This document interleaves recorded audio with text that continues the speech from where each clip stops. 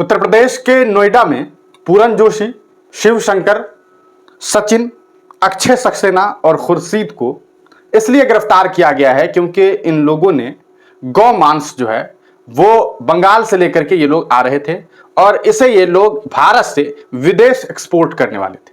कितना मांस था, अब इसके बारे में बात करते हैं। ये गौ मांस लगभग 32 टन जो है वो एक ट्रक के अंदर था। ये ट्रक, इन लोगों का जैसा कहना है कि बंगाल से आ रहा था। ये ट्रक आ रही थी बंगाल से। इसे देख करके शक हुआ तो पुलिस को कंप्लेन किया गया। पुलिस के लोग आए, गौरक्षक दल के ही एक व्यक्ति ने कंप्लेन किया। जब पुलिस वालों ने इस पूरे मामले को लेकर के छानबीन की तो 5 लोगों को गिरफ्तार किया गया, जिसमें आपको पूरन, अक्षय, उसके बाद शिवशंकर है, सचिन है, खुर्शीद है। पता चला कि भाई साहब ऐसा है कि सिर्फ 32 टन ही नहीं है, बल्कि जब कोल्ड स्टोरेज लेके वेयर हाउस जब गए ये लोग तो वहां पर बाकायदा कोल्ड स्टोरेज है, वहां पहले से लगभग 150 टन के आसपास गौमांस। अब आप सोच लीजिए, बर्फ के अंदर भर भर करके जो है गौमांस रखा गया था। कौन लोग थे, नाम देखा, नाम सुना? ये लोग गौमांस एक्सपोर्ट करना चाहते थे। सवाल यह है कि आखिरकार क्या आपने ये खबर मेन स्ट्रीम मीडिया में देखी?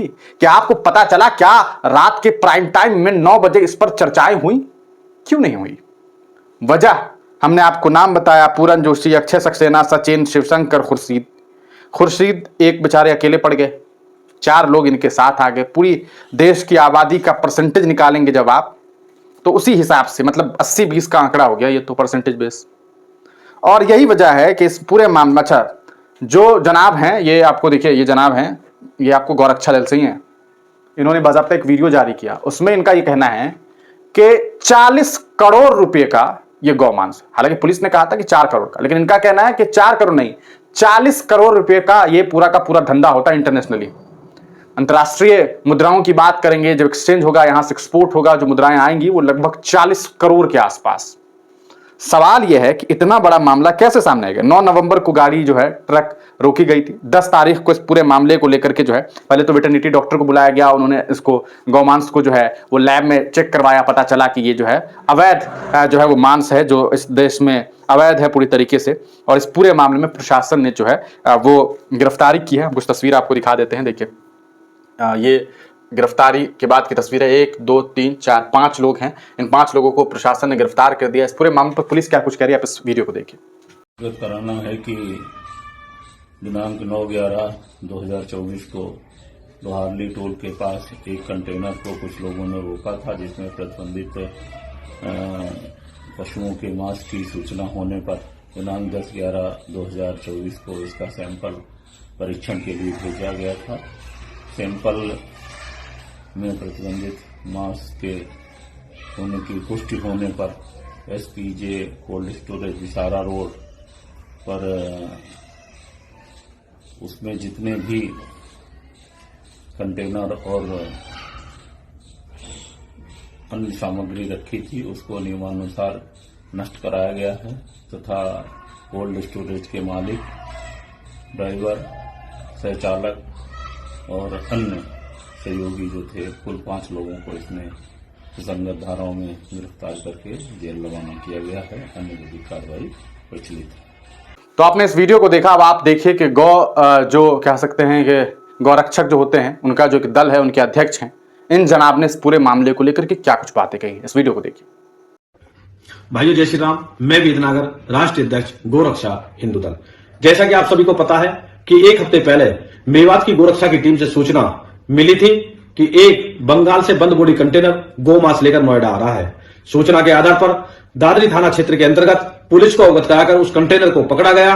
पकड़ने के बाद उसकी सैंपलिंग कराई गई। जहां पर उस कंटेनर को सील कर कोल्ड स्टोरेज में रखा था, वहां से सूचना मिली कि ऑलरेडी गौ मांस वहां पर लगभग 200 से 250 टन और रखा है। उसको भी अगले दिन सील कराया, उसकी सैंपलिंग कराई। सैंपलिंग के बाद पहले स्पष्ट था कि ये गौ मांस है। कल गौ मांस आने के बाद पूरे गौ मांस को दबवाया गया। साथियों, ये साधारण मामला नहीं है, ये बहुत ही बड़ा, भारत के अंदर सबसे बड़ी कसाईयों की कमर तोड़ने की कार्रवाई है। इतना बड़ा गौ मांस आज तक कहीं भी नहीं पकड़ा गया है। ये अंतर्राष्ट्रीय कसाई हैं, ये किसी भी हद तक नुकसान कर सकते हैं। ये पैसे के दम पर, ये राजनीति के चलते हुए किसी को भी नुकसान पहुंचा सकते हैं, लेकिन हम गो भक्तों ने अपनी जान पर खेलकर इसको कार्रवाई को अंजाम दिया है। इसलिए मेरी प्रशासन से निवेदन है, पूजनीय महाराज योगी आदित्यनाथ जी से निवेदन है कि जिस तरीके से कार्रवाई हुई है, अभी एक कार्रवाई बाकी है। इन सभी अंतर्राष्ट्रीय कसाईयों पर पकड़कर गैंगस्टर और रासुका की कार्रवाई हो, इनका एनकाउंटर हो, और इसी के साथ साथ जो कंटेनर का मालिक है, जो कोल्ड स्टोर का मालिक है, उस पर भी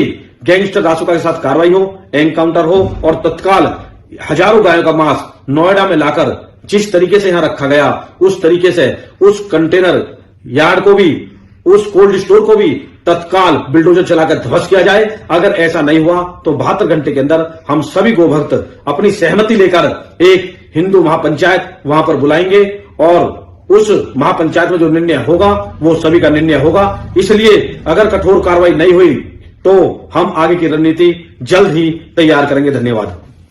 तो देखा आपने कि किस तरह से इन्होंने ये बात कही है कि भाई ये छोटे मोटे लेवल पे नहीं, इंटरनेशनल लेवल पर ये सारी चीजें हो रही है और गौ तस्करी की जा रही है, यहां से विदेश भेजा जा रहा है। सवाल ये है कि किसके राज में हो रहा है, कौन कर रहा है। और पिछले एक हफ्ते में उत्तर प्रदेश से लगभग 3 मामला सामने आए हैं जिनमें आरोपी हिंदू समुदाय के।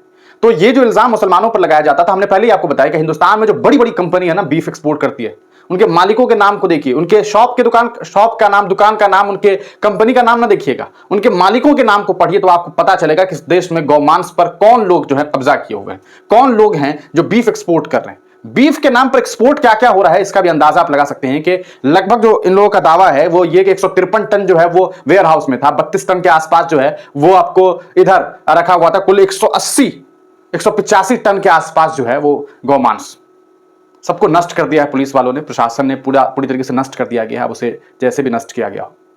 लेकिन अगर 4 करोड़ 40 करोड़ जो दावे हो रहे हैं, ये पैसे का नुकसान और जानवर का अलग नुकसान, क्या कुछ आप इस पूरे मामले को लेकर के सोचते हैं? फिर राय कमेंट सेक्शन में जरूर दीजिएगा।